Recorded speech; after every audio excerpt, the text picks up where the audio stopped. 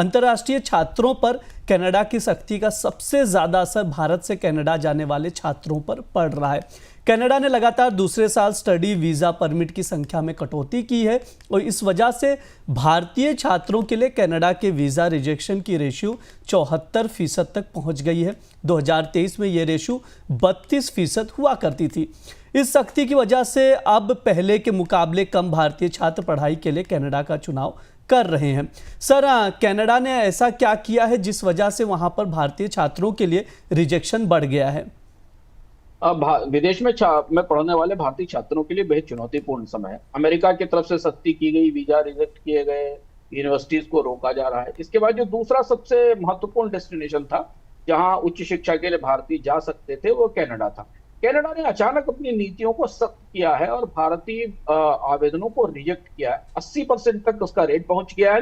Global average 40% rejection का है Canada में। भारतीय आवेदनों का रिजेक्शन रेट 80% है, जबकि चाइना का के आवेदनों का रिजेक्शन रेट इससे बहुत कम है, काफी कम है, 24% के आसपास है। भारतीय स्टूडेंट्स के लिए बड़ी चुनौती है कि कनाडा में उन्हें अब वीजा नहीं मिल रहे। एक तो सरकार ने वहां सख्ती शुरू कर दी। कनाडा ने दूसरे साल जो इंटरनेशनल स्टडी परमिट्स थे उनकी संख्या घटा दी थी।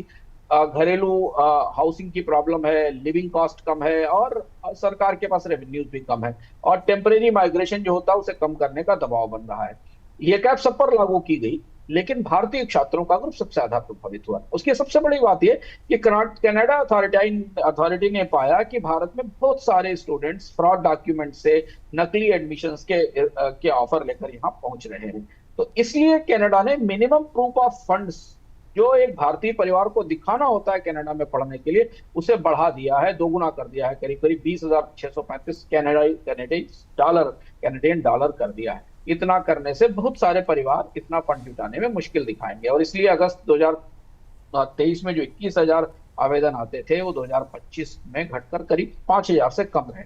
तो भारतीय आवेदनों को नकारे जाने की एक वजह है। दूसरा, भारत और कनाडा के रिश्ते खराब हुए थे 2023 में। सुधरने की कोशिश हो रही है, लेकिन अभी उस तरह से सुधरे नहीं है, उस तरीके का विश्वास नहीं बना है, तो इसलिए सख्ती और ज्यादा बढ़ रही है। वीजा फ्रॉड के मामले भी बढ़े हैं, स्कैम्स भी सामने आ रहे हैं, इसलिए भारतीय आवेदनों पर खास निगाह है। और इसलिए भारतीय स्टूडेंट्स के लिए जर्मनी, यूके, ऑस्ट्रेलिया जैसे देश है जहां थोड़ा विकल्प बनते दिख रहे हैं। हालांकि वहां भी वीजा के नियम आसान नहीं है, बेहद सख्त है।